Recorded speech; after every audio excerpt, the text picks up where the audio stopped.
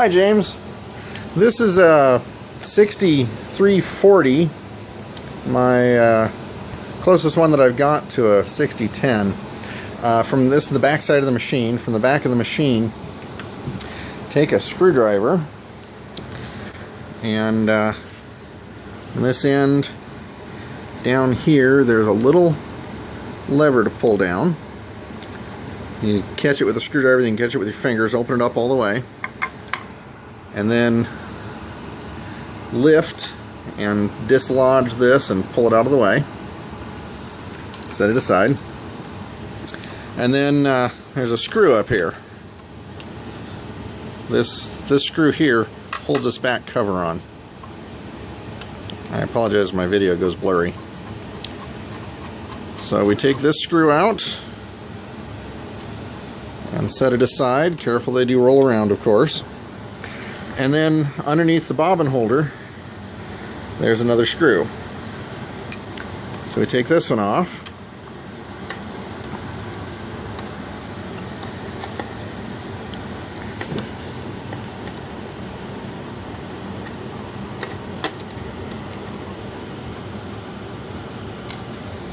Now, carefully slide this that direction, and that comes off.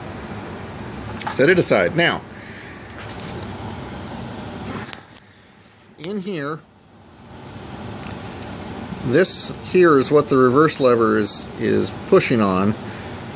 Alright, excuse me, it doesn't push on this, but this moves when you push the reverse lever.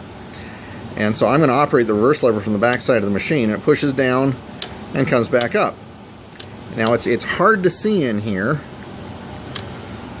but you're looking at this spring back here is what you're pulling against. So what we're seeing here is that, get my light just right. See how that piece rocks back and forth?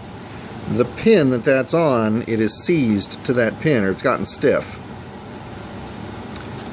So what we need to do is, yours is going to be down in this position instead of up here. It's going to be down. What you want to do is just in this area here, point your hairdryer and just warm up this area. A hairdryer on high is going to be more than warm enough.